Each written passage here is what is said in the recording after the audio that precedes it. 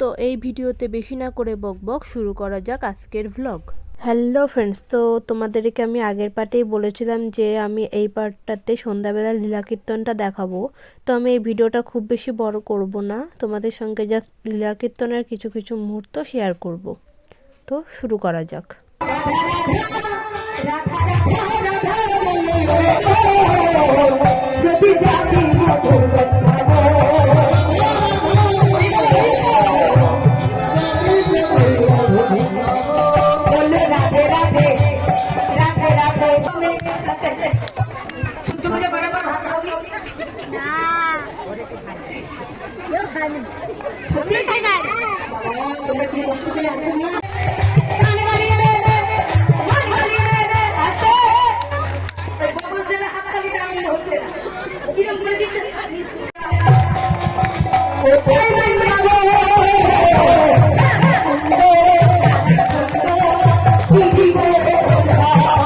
তো এই ভিডিওটা আমি এখানেই শেষ করছি, তোমাদের সঙ্গে দেখা হবে পরের পার্টে নগর কীর্তনের সময়।